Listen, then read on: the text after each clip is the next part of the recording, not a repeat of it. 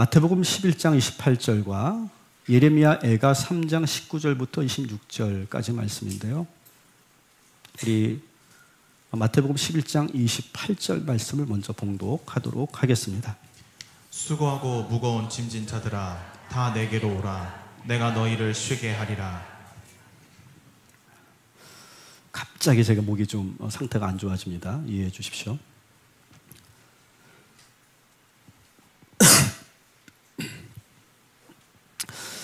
여러분 휴가 잘 다녀오셨습니까?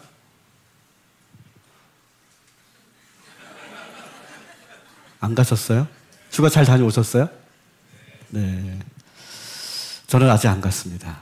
저는 저희 딸이 이제 오면 한번 저희도 움직이려고 하는데 1년에 한 번 우리 가족들과 함께하는 시간, 휴식의 시간, 저는 여러분 잘 보내시길 바랍니다. 뭐 어디로 갈 수 있을까요, 여러분? 산으로도 갈 수 있겠고, 뒤에 보는 거지 강으로도 갈 수 있겠고, 또 숲으로도 갈 수 있겠고, 바다로 갈 수 있겠고, 다양한 곳으로 우리가 휴가를 떠나게 되죠. 저는 개인적으로 숲을 참 좋아합니다. 숲을 걷는 걸 참 좋아하고, 저는 5km, 10km 그 이상도 저는 걸을 수 있습니다. 이렇게 걷는 걸 좋아하고 숲을 참 좋아하는데요. 저는 아직 못 가신 분들도 아름다운 자연과 함께 또 사랑하는 사람들과 함께 편안하게 좀 쉬고 돌아오셨으면 좋겠어요. 왜냐하면 여러분은 쉴 권리가 있습니다. 여러분 쉴 권리가 있어요. 여러분들이 열심히 살았고 또 수고하셨기 때문에 충분히 여러분은 쉴 권리가 있다고 생각합니다. 자, 그런데 오늘 저는 여러분들에게 새로운 휴식처로 여러분을 안내하려고 해요. 어디일까요? 따라합시다. 교회가 우리의 영적 휴식처입니다. 여러분, 우리는요, 예배를 통해 영적 안식을 얻는 거예요. 예배를 통해. 오늘 본문에서도 예수님께서 말씀하시죠. 수고하고 무거운 짐진 자들아 다 내게로 오라. 여러분, 예수님과 함께하는 것이 참된 안식이고 휴식인 거예요.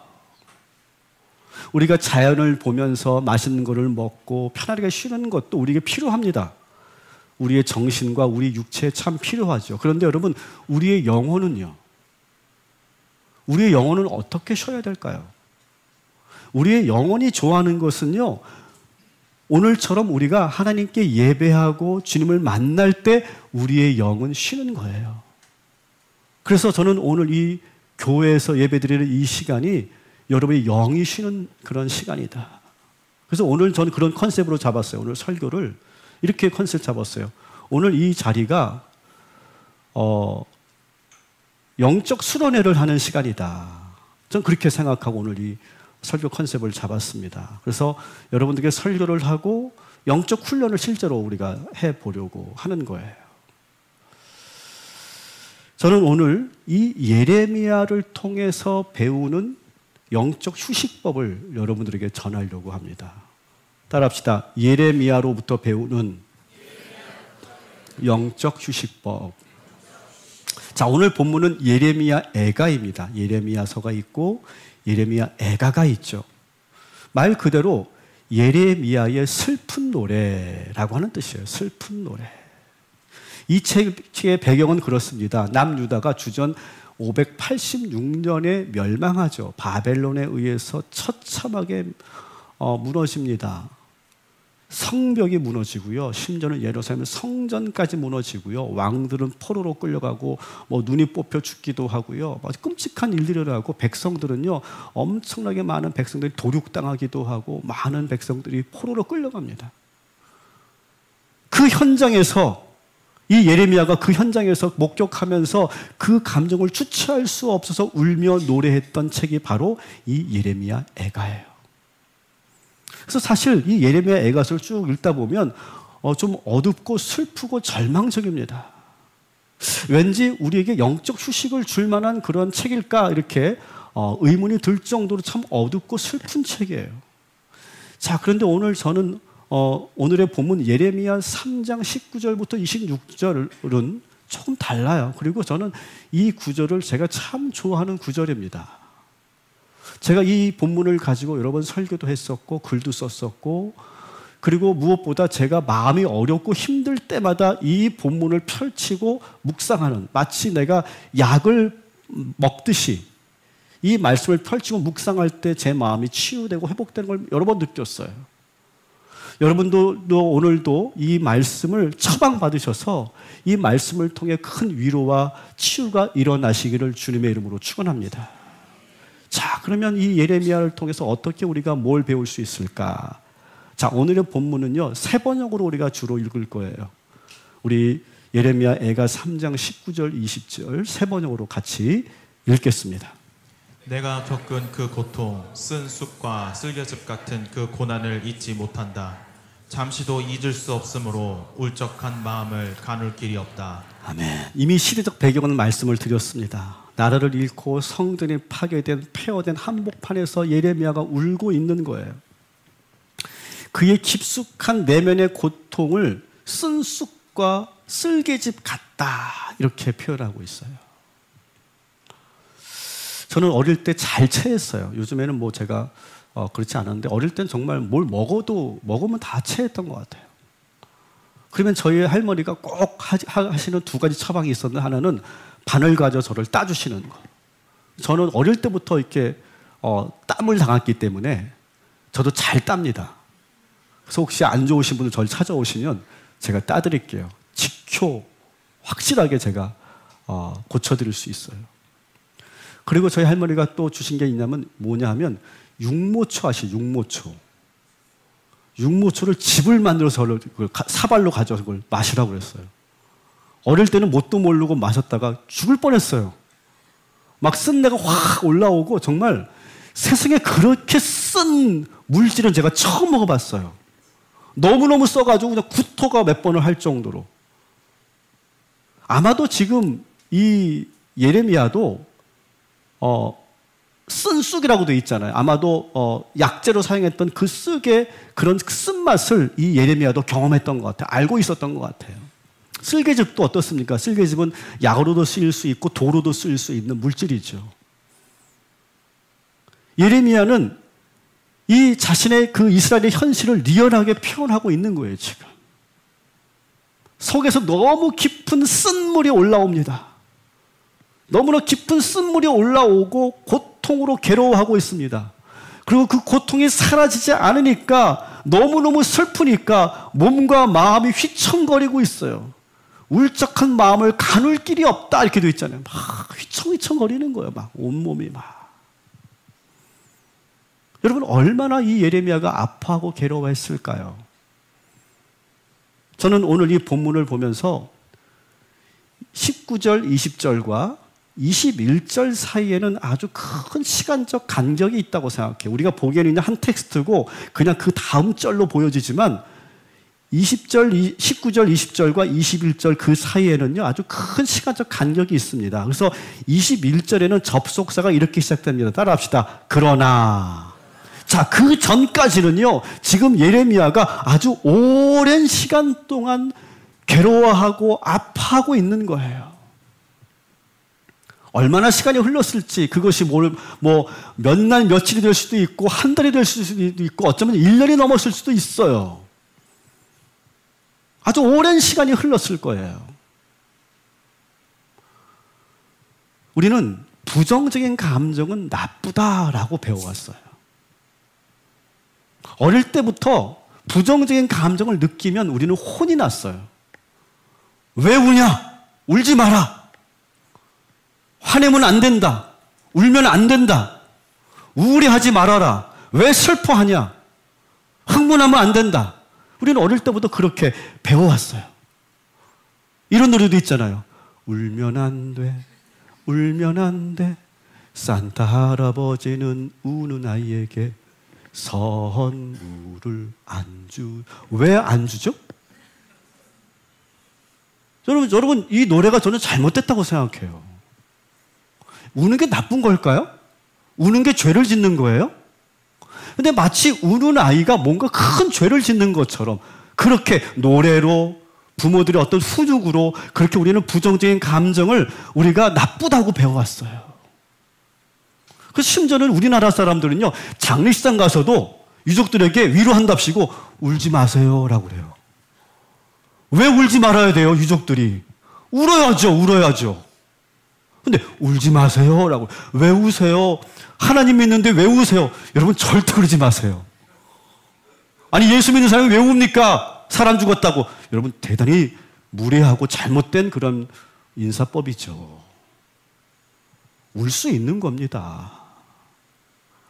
근데 우리는 부정적인 자기 감정을 드러내면 혼났고 억압하게 만들었어요. 아버지들은 아들이 울면 이놈 자식 어디서 남자놈이 울고 있어? 사내는 평생에 몇 번 우는 거래? 죄송합니다. 죄송합니다. 우리 아버님들한테 그렇게 하면 안 되지. 잘못 가르치는 거예요. 잘못 가르치는 거예요. 여러분 부정적인 감정은요, 우리가 생각하는 것만큼 그렇게 나쁘지 않습니다. 나쁘지 않아요. 여러분 성경을 한번 잘 보세요. 성경을 보면요, 부정적인 감정을 드러내는 책들이 참 많아요. 우리 어제 김학주 목사님도 모세 이야기를 하시면서 모세가 막 하나님 앞에 막 원망을 쏟아내고 막 불평하는 그 모습 하나님께서 다 지켜보고 계셨다고 그랬잖아요. 그죠? 혼내지 않고. 그뿐만 아니에요. 여러분 욥 같은 경우는요, 막 욥기서를 보세요. 이게 성경책인가 싶어요. 욥이 뭐 실학의 거장이라고 하는데 이 사람이 나보다 더 못한 것처럼 보입니다. 막 화내고 절망도 하고 원망도 하고 막 저항도 하고 뭐 대들기도 합니다. 시편을 보세요. 시편을 보면 막 미워하고 원수를 미워하고 절망하고 원망하고 막 슬퍼하고 막 우울함에 빠져서 막 허우적거리고 막 그럽니다. 여러분 전도서는요 더 심각해요. 전도서는요 허무함을 이야기합니다. 그래서 여러분 이 전도서 같은 경우는요 경전화 작업을 하거든요. 성경 66권을 우리가 경전화 작업을 해서 만드는 거예요. 그 이외에도 많은 성경이 있죠. 위경과 외경이 있습니다. 근데 우리가 캐논이라고 하는 부르는 이 성경을 우리가 정할 때, 초대교회에서 정할 때 과연 이 전도서를 우리가 정경으로 받아들여야 되느냐 고민했어요. 왜냐하면 너무 허무하고 염세적인 그런 사상이 들어가 있기 때문에 그랬어요. 근데 전도서는 우리의 성경이죠. 예레미야 애가, 오늘 우리가 보물 상꾼이 예레미야 애가도 5장 전체가 다 슬퍼하고 절망하고 고통스러워하고 괴로워하는 책이에요. 자, 그런데 여러분 공통점은 하나님은요 단 한 번도 저들을 책망하거나 혼내지 않으셨다는 거예요. 충분히 그 감정을 드러내게 하시고 그 감정을 수용해 주시고 오히려 공감해 주셨어요. 욥 같은 경우는요 편까지 들어줬단 말이에요. 그 친구들이 하는 말을 오히려 혼내고 욥의 편이 되어 주셨단 말이죠. 무엇보다 하나님은요 그 모든 부정적인 감정이 다 사라질 때까지 기다려 주셨다는 거예요. 여러분 왜 기다려 줬을까요? 왜 하나님은 그 부정적인 감정을 다 들으시고 다 기다려 주셨을까요? 하나님은 누구보다도 이 감정의 속성을 잘 알고 계시기 때문에 그래요. 여러분 감정은요 하나의 에너지예요. 에너지. 그래서 그 에너지를 다 소진하지 않으면 절대로 사라지지가 않아요. 이게 충분히 슬퍼하고 충분히 애도하고 충분히 울어야만 그 슬픔의 감정이 사라지는 거예요. 시간이 간다고 그 슬픔이 사라지는 게 아니에요. 적절하게 분노를 표출해야만 분노가 우리 안에서 불이 되지 않아요. 분노 같은 경우는요, 우리가 이걸 계속 억압해 두잖아요. 분노는 타인을 향한, 외부를 향한 어떤 감정이잖아요. 그죠? 근데 그것을 내가 표출하지 못하고 내가 그것을 계속 끌어안고 있으면 이 분노라는 감정은 어떻게 바뀌는지 알아요? 이 분노라는 감정이 내가 나를 공격해요. 나를 공격합니다. 그러면서 분노했다가 그것을 표출하지 못하면 그것을 내가 끌어안고 살고 있으면 어떤 감정이 듭니까? 자괴감과 자책감. 그런 게 들어요. 그래서 막 자기를 공격하는 거예요. 남에게 화를 내야 되는데 상대방에게 표출해야 되는데 그걸 못하니까 내 자신을 공격하는 그런 감정으로 바뀌어서 자괴감에 빠지고 우울감에 빠지게 되는 거예요. 그래서 계속 감정이 남아있으면 우리의 마음을 더 아프게 하고 깊은 상처를 주고 우리의 정신과 우리의 몸, 육체에도 영향을 미치는 게 감정이죠. 우리가 여행 얘기를 했는데요, 여러분. 우리가 여행을 하다 보면 수없이 겪는 그런 일들이 있죠. 자, 우리 여행 가는 거야. 야, 우리 오랜만에 우리 1년에 한 번 있는 여행 가는 거, 우리 산으로 들러 가는 거야. 우리 좋은 데 가서 우리 신나게 우리 가족들하고 함께 지내고 오자라고 생각하면서 뭘 어떻게 시작하냐면 가짜 감정을 가지고 시작합니다. 여행을. 가짜 감정을 가져요. 막 즐겁지도 않은데 막 즐거운 척합니다. 그리고 너도 그렇게 즐거워야 돼. 무언의 그런 압력이 있습니다. 그러다가 상대방이 가족들 중에 누군가가 조금 불편한 표정하면 너 왜 그런 식으로 말해? 왜 그런 식의 표정을 줘? 우리 좋은 날이잖아. 우리 웃어야 된다고. 우리 행복하게 지내야 된다고 계속 그렇게 주문을 합니다. 그러면 서로가 노력을 하죠. 노력을 하는데 계속 가짜 감정을 가지고 서로가 이렇게 지내다 보면 그 감정이 계속 억눌러집니다. 억지로 웃고 잘 맞지 않지만 참습니다. 상대방도 그래야 된다고 생각합니다. 그러다가 상대방이 조금이라도 불편한 모습을 드러내고 감정을 드러내면 거기서 화를 내죠. 그리고 이상하게 말이 잘 나가야 되는데 말이 이상하게 나가요. 표현도 이상하게 나가버려요. 나도 그러고 싶지 않은데 자꾸 그렇게 되면 왜? 자꾸 억누리니까. 가짜 감정을 가지고 내가 막 애쓰니까. 이렇게 티격태격 하다가 그리고 잘 참고 시간을 보냅니다. 근데 속에서 계속 부글부글 끓고 있죠. 그리고 기분이 이미 잡쳐 있어요. 그래서 이런 식으로 꾹꾹 누르고 가짜 감정을 가지고 여행을 갔다 오면 더 피곤하고 하나도 신 것 같지 않을 때가 많아요. 지금 여러분의 표정이 그래요, 지금. 휴가를 갔다 온 표정 같지가 않아요. 그러다가 잘 참았는데 마지막 날에 폭발하기도 하고 끝내 이런 말로 여행이 끝나죠. 다시는 너하고 안 가. 내가 다시는 너하고 여행 가나 봐. 결국 그렇게 말하고 여행이 끝날 때가 많아요. 왜 그럴까요? 감정이 내 안에서 충분히 처리되지 않기 때문에 그런 거예요. 그래서 하나님은 우리가 교회 안에서 예배 안에서 찬양과 기도를 통해 우리의 부정적인 감정을 토하시기를 원하는 거예요. 저는 오늘 여러분이 정말 그랬으면 좋겠어요. 여러분의 부정적인 감정을 여기에 다 쏟아놓고 가시기를 바랍니다. 찬양을 부르면서 기도를 하면서 예수의 이름을 부르면서 여러분의 속에 있는 모든 감정을 쏟아내고 기도하시기를 주님의 이름으로 축원합니다. 여러분, 교회가 거룩하다 하는 그 이유가 뭡니까? 거룩한 이유는요, 하나님 앞에 숨김없이 감추지 않고 만날 때 그것은 거룩한 곳이 되는 거예요. 가짜 감정을 가지고 사회적 가면을 쓰고 여러분 여기 1시간 앉아있다 보면 예배 끝나고 나면 피곤할 거예요. 아우, 피곤해. 예배 드리는데 왜 이렇게 졸려? 좀 조시는 분들 회개하시기 바랍니다. 왜 이렇게 피곤한 거야, 예배 드리는데? 왜? 내 감정을 지금 처리하지 않고 가짜 감정과 가면을 쓰고 있기 때문에 그런 거예요. 하나님 앞에서도 자기 마음을 쏟아내지 않기 때문에 그러는 거예요. 그러면 피곤한 거예요, 예배가. 다시 오고 싶지 않은 거죠. 사랑하는 성도 여러분, 오늘 이 예배에서 여러분의 마음을 쏟아내시고 그래서 회복되고 가벼워지고 새 마음을 얻고 돌아가시기를 주님의 이름으로 축원합니다. 따라합시다. 하나님은 모든 감정을 만드셨습니다. 여러분 믿으시죠? 하나님은 모든 감정을 만드셨어요. 긍정적인 감정만 만드신 게 아니라 부정적인 감정도 만드셨어요. 여러분, 그 부정적인 감정을 느끼는 데는 이유가 있어요. 이유가. 그냥 느껴지는 게 아니에요. 결국 그래서 상담가나 의사들이 중점을 다룬 이유가 그 감정을 갖게 된 이유를 찾아가는 거죠. 그 흔적을 고고학자가 마치 그 옛날에 그 유물을 찾아가듯이 그렇게 찾아가는 거죠. 감정이 나에게 하고 싶은 말이 있어요. 그래서 우리는요, 부정적인 감정을 만날 때 그 감정을 통해서 하나님이 주시는 메시지를 들을 필요가 있고 그 감정 자체가 우리에게 들려주고 싶은 이야기가 있다는 거. 이걸 여러분 꼭 기억하세요. 예를 들어볼게요. 여러분, 두려움이라는 감정을 한번 봅시다. 여러분, 두려움은 부정적인 감정이라고 말합니다. 그렇지만 여러분, 두려움을 느끼지 못한다면 어떻게 될까, 우리가? 두려움을 느끼지 못한다면. 우리 교회가 11층인데요. 두려움을 느끼지 못하면 어떻게 될까요?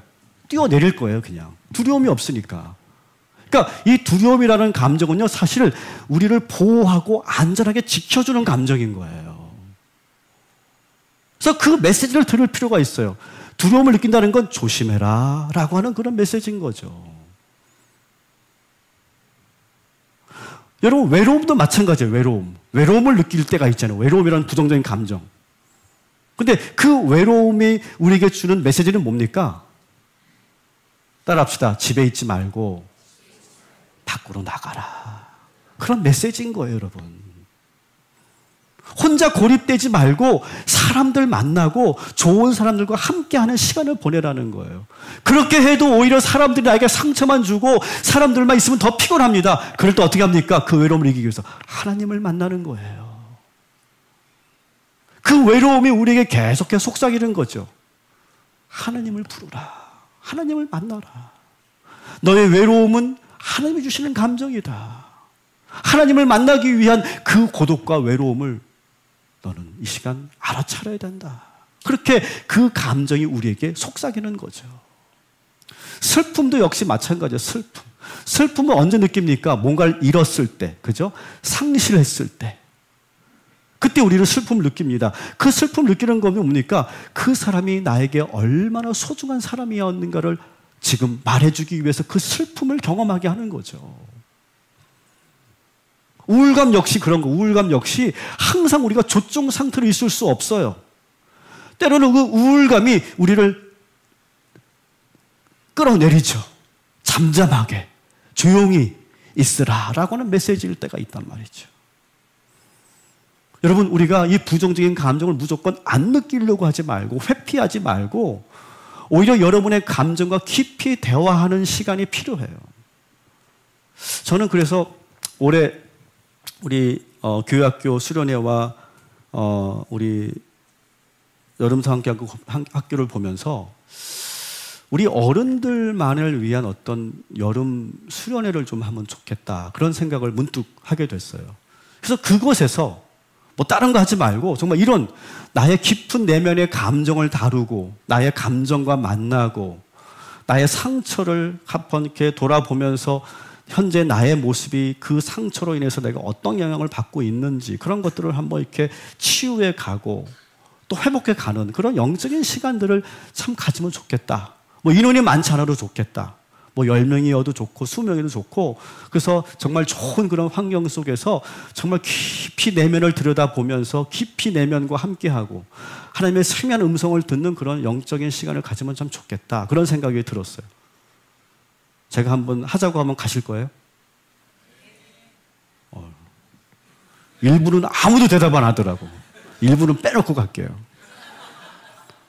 한번 저는 사실 제가 은퇴하고 나서 너 뭐 할래? 하고 저에게 스스로 물을 때 저는 그 일을 하고 싶어요, 실제로. 제가 실제로 영적 훈련을 하면서 치유되고 회복되었던, 그러면서 하나님을 만났던 그 다양한 그런 경험들이 저에게 있거든요.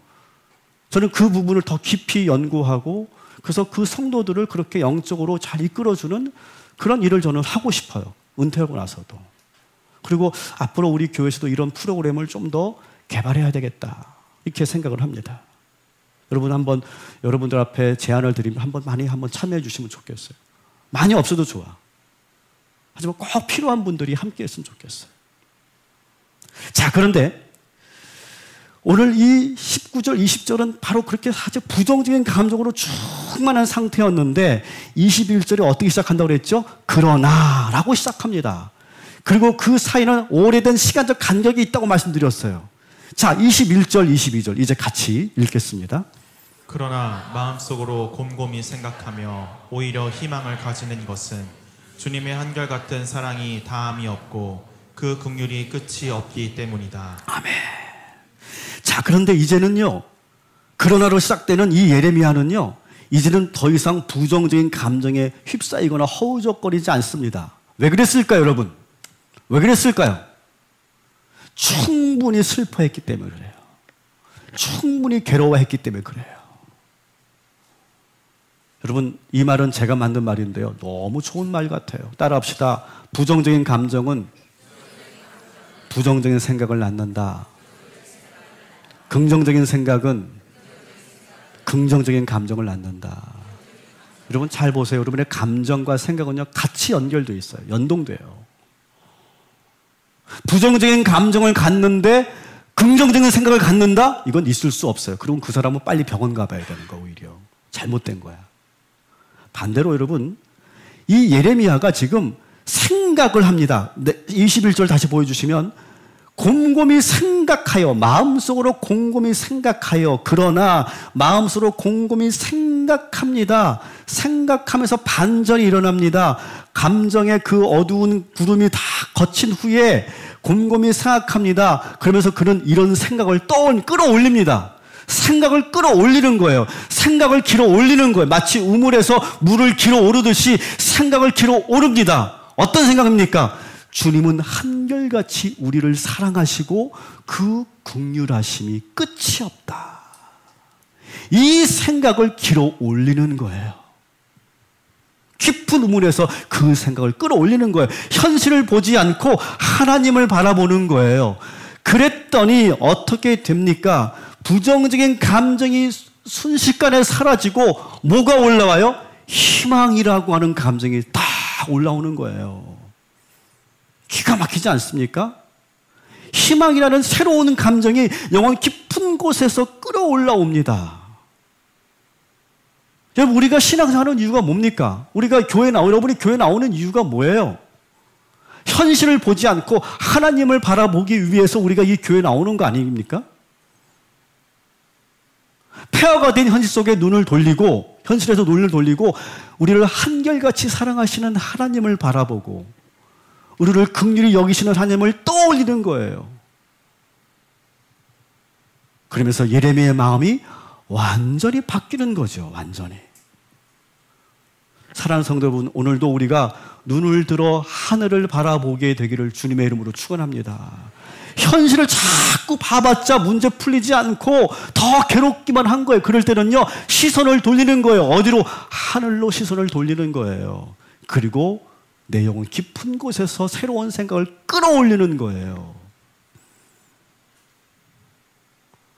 오늘 이 시간 어두운 마음으로 오신 분들, 예수 그리스도를 통해 새 마음을 소유하시기를 주님의 이름으로 축원합니다.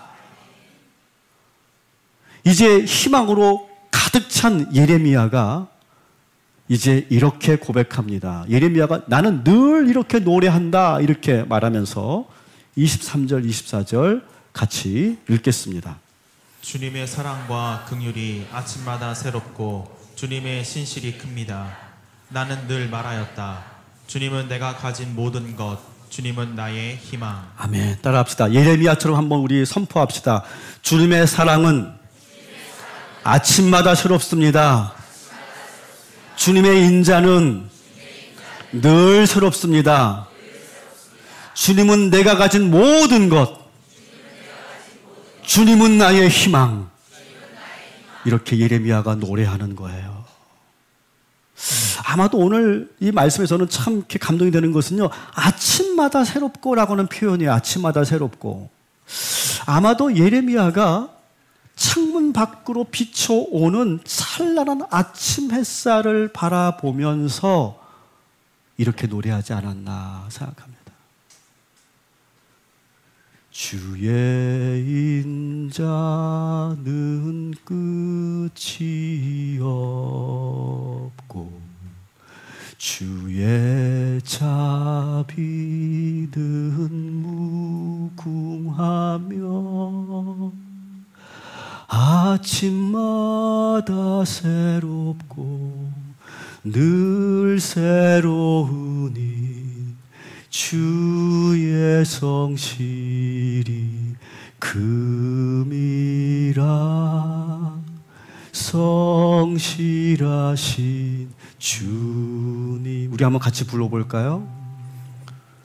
주의 인자는 끝이 없고 그의 자비는 무궁하며 아침마다 새롭고 늘 새로우니 주의 성실이 금이라 성실하신 주님. 예레미야가 부른 노래예요, 여러분. 예레미야가 그렇게 서럽게 울던 예레미야가 입으로 이렇게 선포합니다. 여러분 놀랍지 않습니까? 이렇게 노래하고 있어요. 제가 좋아하는 한 철학자의 구절을 다시 한번 여러분들에게 소개합니다. 제가 몇 번 소개했었는데 잊지 마세요. 따라합시다. 언어는 존재의 집이다. 여러분 이 말이 뭡니까? 상당히 함축적인 의미가 있는데 내가 어떻게 말하느냐에 따라서 세상은 달라집니다. 내가 어떻게 말하느냐에 따라서 여러분 다르게 보이는 거예요. 모든 게 똑같은 팩트를 보면서도 어떻게 말하느냐에 따라서 그 팩트는 달라지는 거예요. 내가 말한 대로 나라는 존재가 만들어집니다. 말하는 사람의 말하는 습관을 보면 그 사람이 어떤 사람인지를 알 수가 있어요. 저는 알아요. 그 사람이 말하는 습관을 보면. 여러분 그래서 말을 조심해야 되는 거예요. 제 인생의 전환점이 언제입니까? 라고 저에게 만약에 누군가 묻는다면 저는 꿈의 교회 김학주 목사님 만나면서. 근데 뭐 때문이냐? 뭐 때문에 바뀌었느냐? 말을 바꿨거든요. 제 언어를 바꿨거든요. 그전까지는 참 부정적인 말을 참 많이 했습니다. 비판적인 생각 많이 했습니다. 근데 꿈의 교회 2002년도에 들어가면서부터 제가 서서히 개조되기 시작하면서 저의 언어가 바뀌었어요. 이 말이 얼마나 무서운 것인가, 그 말의 능력을 제가 그때 깨달았어요. 그러면서 제 인생이 새롭게 역전되더라고요. 여러분, 여러분의 말을 조심하시기 바랍니다. 여러분이 말한 대로 되는 거예요. 말한 대로. 그래서 마태복음 15장 11절에 이렇게 되어 있습니다. 예수님께서 말씀하시죠. 같이 읽겠습니다. 입으로 들어가는 것이 사람을 더럽게 하는 것이 아니라 입에서 나오는 그것이 사람을 더럽게 하는 것이니라. 입에서 나오는 것이 그 사람을 더럽게 만드는 거예요. 그 사람의 존재를 그렇게 만드는 거라고요. 하이데거의 말이 아니라 예수님의 말씀인 거예요. 자, 이렇게 주님을 찬양하고 고백하던 예레미야가 이제는 더 한층 다른 영적 경험을 하게 되는 거예요. 25절, 26절 같이 읽겠습니다. 기다리는 자들에게나 구하는 영혼들에게 여호와는 선하시도다. 사람이 여호와의 구원을 바라고 잠잠히 기다림이 좋도다. 아멘. 이제 예레미야는 격정적인 울음도 그쳤어요. 생각도 멈췄어요. 입술도 닫은 채 깊은 침묵 속으로 돌아갑니다. 그리고 이제 여호와 하나님의 임재만을 기다리고 있는 거예요. 주의 임재를 기다리면서 속으로 이렇게 말합니다. 여호와는 선하시도다. 여호와는 선하시도다.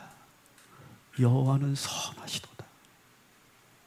그리고 주님의 구원을 바라고 이제 그 고백도 멈추고 잠잠히 기다립니다. 침묵하면서. 이게 마지막 영적인 그러한 상태인 거예요. 여러분 안에 있는 부정적인 감정을 쏟아내는 시간을 가질 거예요. 그렇게 하기 위해서 우리 한번 이 찬송을 한번 부르면 좋겠어요. 주 안에 있는 나에게 우리 1절, 2절. 우리 안에 있는 부정적인 감정을 만나세요. 회피하지 마시고 느끼세요. 그리고 그 문제를, 그 감정을 놓고 오늘 이 시간 찬양하는 거예요. 우리 한번 같이 이 찬양 부르도록 하겠습니다.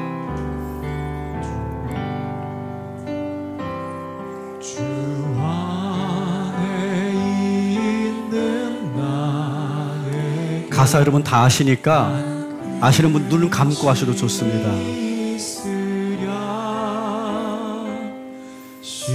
십자가 밑에 나가 내 짐을 자, 다시 한번요. 잠시만요. 좀 더 릴렉스 하세요. 좀 더 편안하게, 더 자연스럽게 불러주세요. 좋은 목소리 내지 않아도 좋아요. 아주 편안하게 불러봅니다. 주 안에 있는 나에게 주 안에 있는 나에게 단 근심이 있으랴. 십자가 밑에 나아가 내 짐을 풀었네. 그 두려움이 변하여 그 두려움이 변하여 내 기도 되었고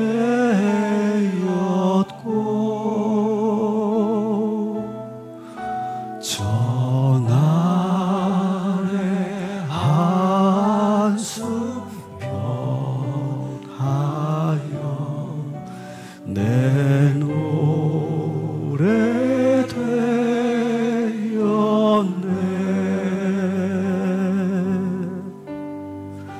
주님을 찬송하면서 할렐루야 할렐루야. 내 앞길 멀고 험해도 나 주님만 따라가리. 그대로 눈을 감으시고 여러분, 한 주간 어떤 감정들을 느끼셨습니까? 여러분이 느꼈던 여러 부정적인 감정들을 다시 한번 느껴보시기 바랍니다. 여러분, 그것을 숨기고 억압해 둔다고 사라지지 않는다고 말씀드렸어요. 그것을 반드시 처리해야만 사라지는 겁니다. 오늘 이 시간 여러분 안에 있는 모든 부정적인 감정을 만나시고 쏟아내시고 가셔야 됩니다. 여러분의 안에 있는 그 불안함, 걱정, 염려, 두려움, 슬픔, 분노, 죄책감, 우울감, 절망감. 우리는 참 많은 부정적인 감정을 느끼며 살죠. 오늘 이 시간 예레미야처럼 소리내서 주의 이름을 부를 때 여러분 안에 깊숙이 있는 그 부정적인 모든 감정들이 다 쏟아지게 될 줄 믿습니다. 그 부정적인 감정을 충분히 느끼시면서 그리고 그것을 쏟아낼 때 이제 그 힘이 서서히 작아지게 될 것입니다. 이제 우리가 예레미야처럼 우리가 부르짖을 차례입니다. 우리가 주여, 우리가 5번 하겠습니다. 5번. 영혼 깊은 곳에서 끌어올라오는 여러분의 안에 있는 그 모든 감정의 찌꺼기들이 다 한 시간 밖으로 표출되어는 그런 느낌으로 깊이 전심으로 주의 이름을 5번 부르고 우리가 함께 기도하도록 하겠습니다. 여러분 준비되셨죠? 옆 사람 의식하지 마세요. 그리고 깊이 만나시기 바랍니다. 이제 우리가 외치겠습니다. 함께 외칩니다. 주여,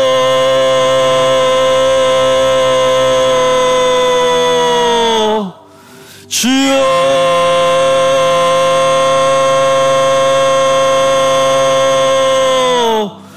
주여,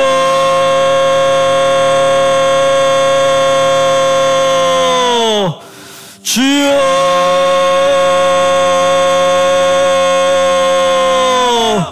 주여,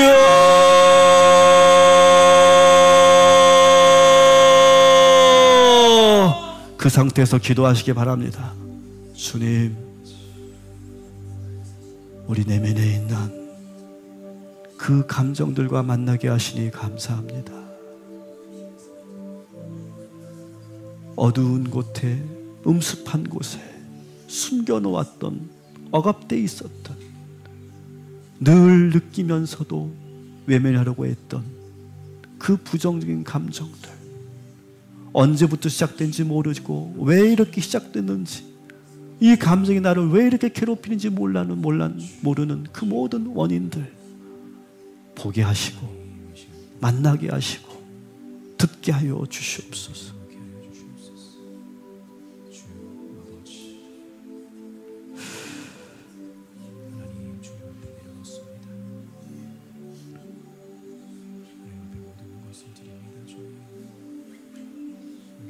자, 오늘은 우리가 시간이 많지 않으니까 충분히 우리가 이 작업을 하지 못합니다만 집에 돌아가셔서도 혼자 있을 때 꼭 해보시기 바랍니다. 이제 예레미야는 두 번째 이렇게 합니다. 하나님을 눈을 들어 바라봅니다. 한없이 우리를 사랑하시는 아버지, 하나님 품에 안기는 거예요.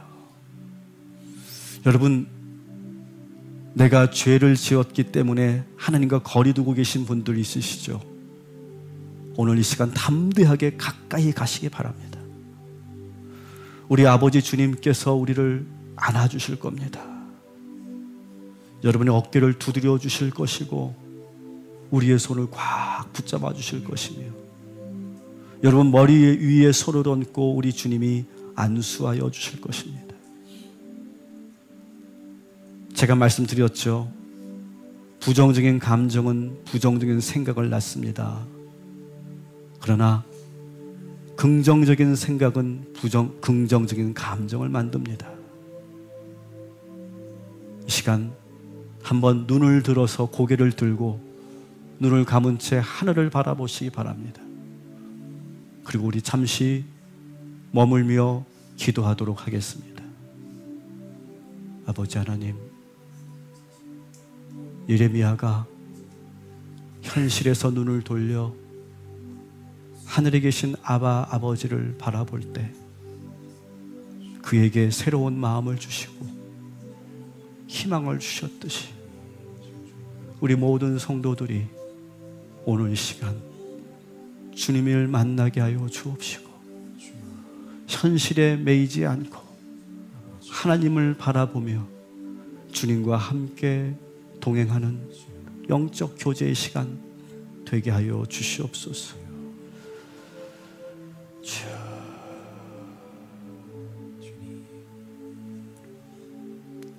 아버지,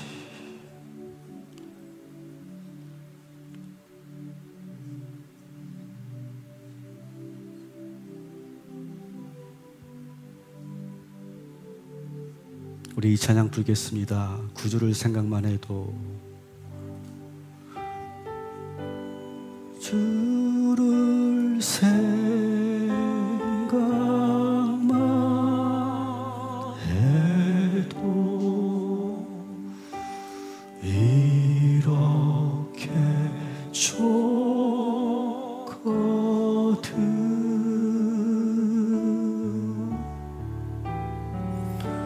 주 얼굴 배울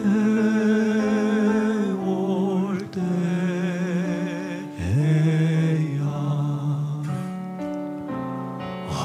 얼마나 좋으랴.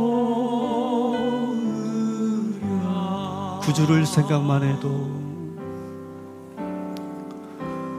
구주를 생각만 해도 이렇게 좋거든.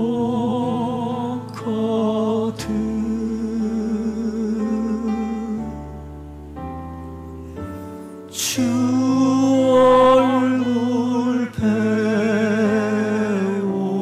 때야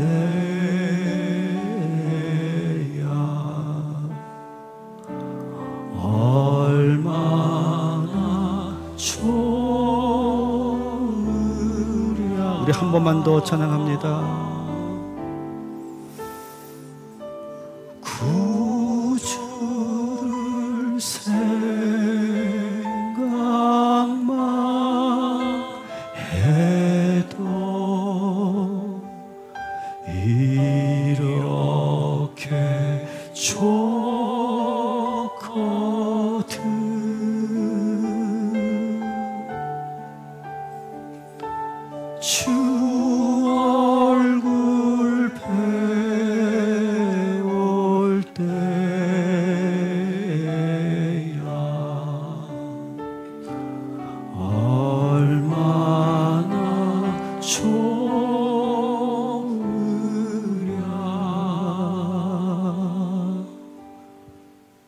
여러분의 입술에서 어떤 말들이 나갔습니까?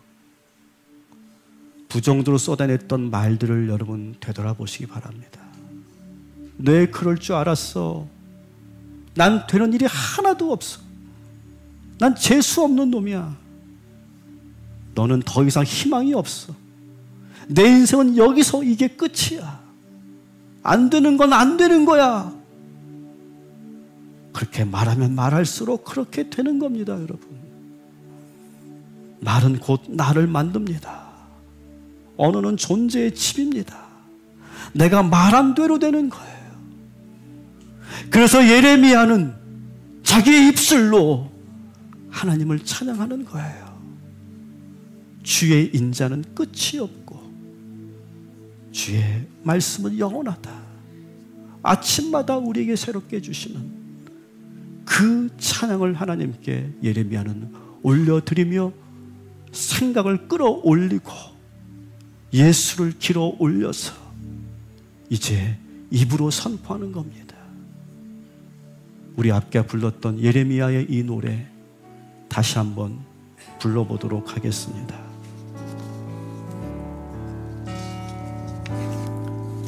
주의 인자는 끝이 없고 그의 자비는 무궁하며 아침마다 새롭고 늘 새로우니 주의 성실이 그 아침 햇살이 여러분을 비추고 있습니다. 주의 인자는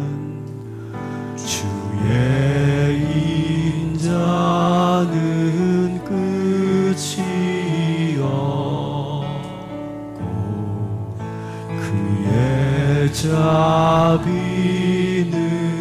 무궁하며